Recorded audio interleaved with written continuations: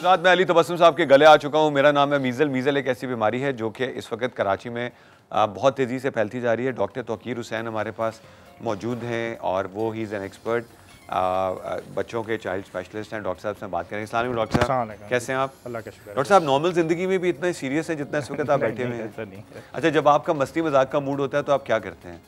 बातें करते हैं, मजाक करते हैं। जैसे इनका मूड होता है पेशेंट्स देखना शुरू कर देते हैं। इन्होंने एक क्लिनिक है हिलाल अमर के पास। जी जी। इनका अपना तो बहुत अच्छा सीरियस बिजनेस है, बहुत अच्छा काम है, लेकिन बाज़ वक़्त मेरे जैसे पेशेंट्स को बुला के ना, जितने टेलीविजन एंकर्स के साथ ये काम करते हैं, ये उनकी नर्व्स पकड़ के बैठे रहते हैं।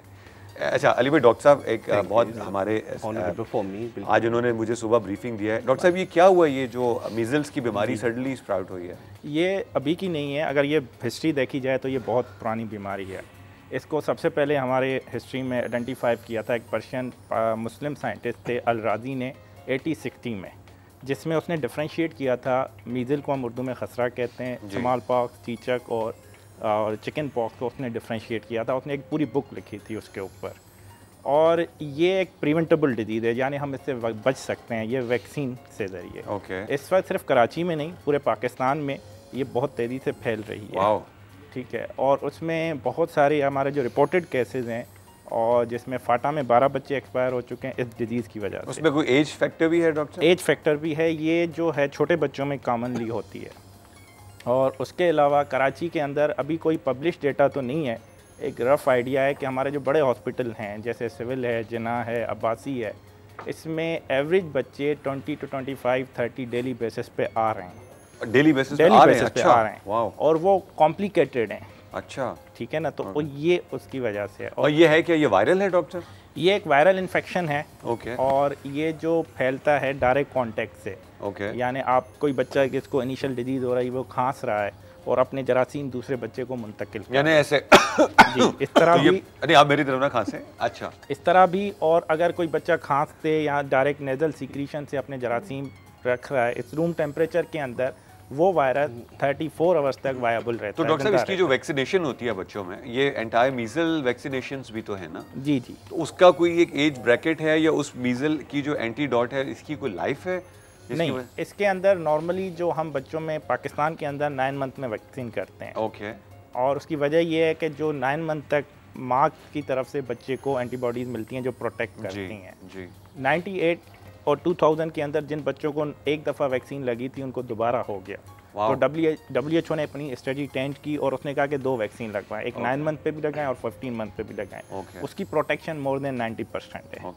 लेकिन लोग जो हैं वो समझते हैं कि 9 मंथ तक जो है हम एक वैक्सीन करवाई कंप्लीट हो गई, तो दूसरी वैक्सीन नहीं लगवाई। अच्छा डॉक्टर साहब, ये वाटर बॉर्न है कि एयर, यानी पानी में? नहीं, ये वाटर बॉर्न नहीं है। हाँ। ये वायरल इन्फेक्शन है, जो रेस्पिरेटरी इन्फेक्शन डायरेक्ट आपके कांटेक्ट और जो पेशेंट के कांटेक्ट से फैलता है। लेकिन अगर आप कह रहे हैं वायरल है, जो एक्सपैंड हुआ हुआ है, तो जैसे बच्चों को, जैसे इनके बच्चे हैं माशाल्लाह, मेरे हैं, आपके हैं, इनको आप अवॉइड कैसे कर सकते हैं? कॉन्टैक्ट विद अ मीजल पेशेंट नहीं होना चाहिए, या जो अगर वायरल भी है तो इसका क्या सिम्टम क्या है इसका? अच्छा, इसके सिम्टम, इसके इनिशियली जो बच्चे को फीवर होगा, खांसी होगी और रनी नोज होगा। इनिशियली 4 से 5 दिन तक अमूमन काफ़ी लोगों को पता नहीं चलता कि क्या है, वो समझते हैं नॉर्मल है, वायरल है। उसके बाद बच्चों को रैशेज आना, दाने आना शुरू हो जाते हैं। वो कॉमनली आपको कान से पीछे, फिर फेस पे, जब ये दाने आना शुरू हो जाते हैं बच्चे का फीवर बहुत बढ़ना शुरू हो जाता है। 104, 105 तक करता है। जब ये रैशेज पूरे टांगों तक आ जाते हैं तो फीवर सेटल होना शुरू हो जाता है। ये पूरा कोर्स नॉर्मली इनिशियल स्टेज से लेकर रैश आने तक तकरीबन 7 दिन, 7 to 10 डेज लेता है। अच्छा। अगर बच्चा ठीक है, उसको कोई कॉम्प्लिकेशन नहीं हो रही, कोई प्रॉब्लम नहीं हो रहा, तो नेक्स्ट 3 to 4 डेज में वो रिकवर कर जाता है, नेचुरली रिकवर करता है। और उसमें और दूसरे अलावा उसको आंखों में सोजिश आना शुरू हो जाती है, आंखें लाल होना शुरू हो जाती हैं, आंखों में पानी आना शुरू हो जाता है।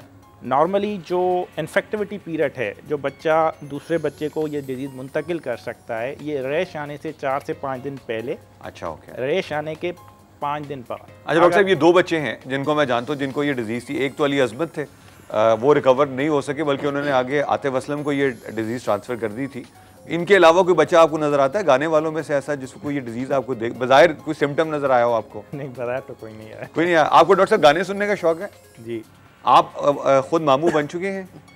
मामू जी बन चुके। हम चूँकि मामू वीक सेलिब्रेट कर रहे हैं, तो हम जानना चाह रहे थे मामू भी दो किस्म के होते हैं, नहीं, एक मैं मामू उसी में बनाया आने वाला जाता है, था। एक रियल मामू होता है। एक होता है मामू जो बात बनाया जाता है, उसके लिए इन्होंने फैक्ट्री लगाई हुई है, ये और मैं मिलके उस पे हम शो के बाद ब्रेक में हम लोगों को यहाँ बैठ के आपस में मस्ती ये बड़े सीरियस आदमी बात, और एक होता है जो मामू अल्लाह ताला बना देते हैं। जी। तो जो अल्लाह ताला के बनाए हुए मामू और लोगों के बनाए हुए मामू में फ़र्क क्या होता है? एक तो लोग बनाते हैं, जिस तरह आपका नाम बता दें और सारी चीज़ें बता दें, बहुत अच्छा है मुस्तकबिल में। बिल्कुल ठीक है। आप कहीं रास्ते में जा रहे हैं, कोई मामू बना दे आपको, और एक अल्लाह ताला से जो होता है वो आपको बने। अच्छा चलें डॉक्टर साहब, थैंक यू वेरी मच। हम चाह रहे थे कि लोगों को मीजल्स अवेयरनेस है, आपका बहुत शुक्रिया आप आए। अली भाई आप नहीं, आप क्या, अल्लाह ना करे भी तो आपकी उम्र है बड़ी। जी डॉक्टर साहब, सॉरी जल्दी से बता दीजिए आपको, अगर टाइम कम है मैं आपको एक चीज़ बता, वैक्सीन के बारे में बता दूं कि जितने भी लोग हैं इस पर कुछ, आप घर में आपके काम करने वाले हैं जो आपको देख रहे हैं, जिनसे आप पूछें। जी डॉक्टर साहब। एक कि अगर किसी को वैक्सीन नहीं लगी तो मीजल की जाके वैक्सीन लगवा फौरी तौर पे। जी। और दूसरा ये कि उस पे एज लिमिट तो नहीं है ना? एज लिमिट नहीं है, 10 साल। और दूसरी चीज़ ये है कि जो बच्चे इनिशियली अगर 9 महीने तक WHO ने रिकमेंड किया है, लेकिन अगर जहाँ पे आउटब्रेक हो वहाँ पे हम 6 मंथ में भी वैक्सीन लगा सकते हैं early.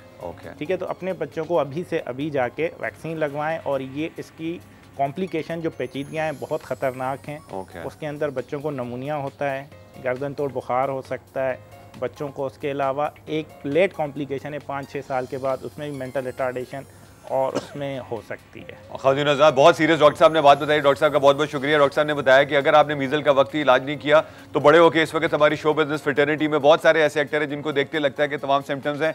C you at the other side of break. आज सुबह अली सलमान हमारे साथ मौजूद है। Mirza Iqbal Baig, what a phenomenal commentator also now, एक और प्रोफेशन में उन्होंने इवॉल्व किया है और आप इनको जियो सुपर पे देख रहे हैं। बोलें क्या बात है। आज मैं पूछूंगा सर की गल है। See you at the other side of the break. आज सुबह अली सलमान, अली तबस्सुम हमारे साथ हैं। डॉक्टर साहब को हम थैंक यू करेंगे। Measles is a very very serious disease. .. See you at the other side of the break.